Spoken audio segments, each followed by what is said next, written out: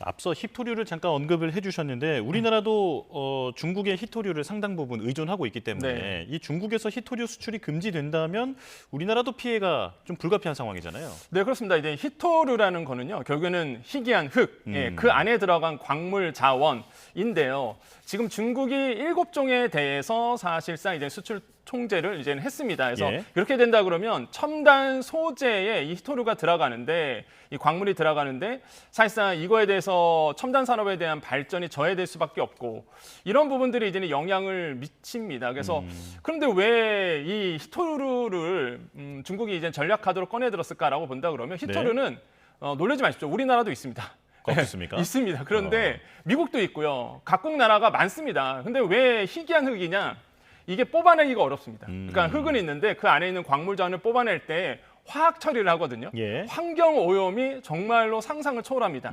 그러다 보니까 미국도 못 만들고 가공 처리를 못 하고 환경 오염 때문에 우리나라도 마찬가지죠. 그래서 미국이 자꾸 우크라이나 쪽으로 광물 협정 맺자하는 이유가 또 이런 이유도 있거든요. 예. 그러니까 다른 나라에서 뽑아내야 된단 말이에요. 그래서 중국이 사실상 히토류의 가공을 90% 담당하고 있습니다. 전 세계의 90%. 그러니까 엄청난 양이 이제 중국 쪽에서 사실상 이렇게 가공 처리가 되고 있고 예상 매장량도 1위고요. 그래서 중국이 갖고 있는 강력한 무기가 바로 이런 히토류다. 이거를 이제 전략화했다라는 거죠. 미국 예. 입장에서는 뼈 아프고 우리나라도 마찬가지다. 첨단 산업에 대한 투자가 좀 둔화될 수 있기 때문에 정말 좀 우려스러운 부분이라고 말씀을 드립니다. 예. 자, 이제 중국이 미국의 아킬레스건을 찔렀다. 네. 이런 표현까지도 나오는데 미국도 반박 카드가 있잖아요. 지금 네. 중국의 상장 기업들을 이제 미국 시장 내에서 퇴출하겠다 네. 이런 얘기도 나오는데 가능할까요? 뭐 트럼프 대통령의 목소리다 보니까 이게 뭐 실현 가능성도 없잖아 있다라고 보는데 근데 예.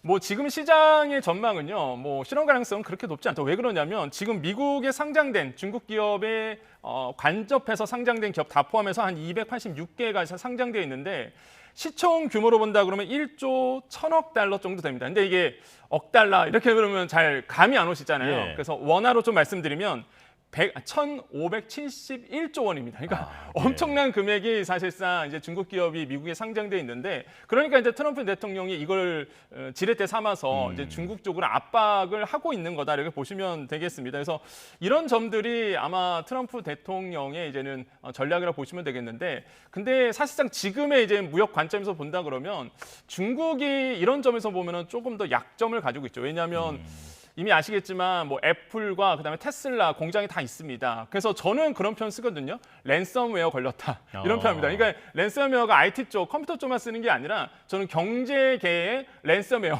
한마디로 발목이 잡힌 거예요. 인지를 예. 딱 잡고 있거든요, 중국이. 왜냐하면 테슬라 공장 사실상 중국에서 많이 나오고 있죠. 애플도 실제적으로 이제 중국 쪽에서 공장이 있습니다. 그러다 보니 당연히 중국 쪽에서 이거에 대해서 관세를 높이고 아니면 이거에 대해서 수출에 대해서 문제를 삼으면 미국 입장에서는 가격이 엄청나게 뛰겠죠. 그러면 사실상 이 모든 원망이 또 트럼프 행정부로 가기 때문에 미국 입장에서는 이게 참 곤란한 상황으로 가요. 그래서 인질 잡혀 있는 것들 때문에 이렇게 지금 관세 전쟁이 더 불이 붙고 있다라고 좀 생각을 해봅니다. 예. 자, 이제 문제는 우리나라가 미국과의 이 관세 협상을 어떻게 잘 이끌어낼지가 중요한데 일단 다음 주로 예고가 되어 있긴 하잖아요.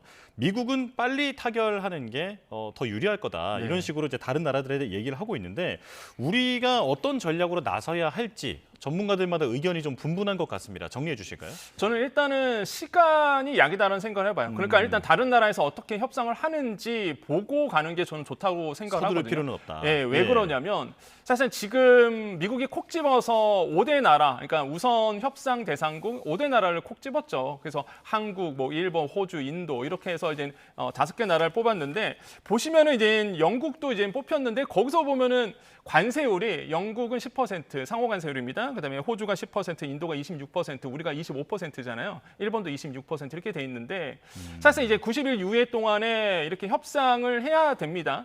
이런 상황에서 일단 다른 나라들이 어떻게 하는지를 지켜보고 협상 카드를 꺼내는 것이 좋지 않을까라는 전 생각을 하고 있어요. 그래서 타산지석 삼는다 이렇게 보시면 되겠고 중요한 건 그겁니다. 이제는 누가 가서 어떤 얘기를 하느냐가 굉장히 좀 중요한 부분이 있거든요. 그래서 이런 부분에 대해서 미국이 계속적으로 요청하는 것들, 그러니까 알래스카 LNG 가스전에 대한 투자 부분부터 시작해서 그 다음에 이제는 비관세 장벽이라고 얘기했던 환율, 그 다음에 말 그대로 이제 소고기 같은 부분도 아마 지금 얘기를 계속 하고 있어요. 30개월 이상에 대해서 소고기 수입해라. 이런 부분도 얘기하고 있다 보니까 이걸 사실상 잘 풀어내야 되는 우리의 또 숙제를 좀 안고 있는 것 같습니다.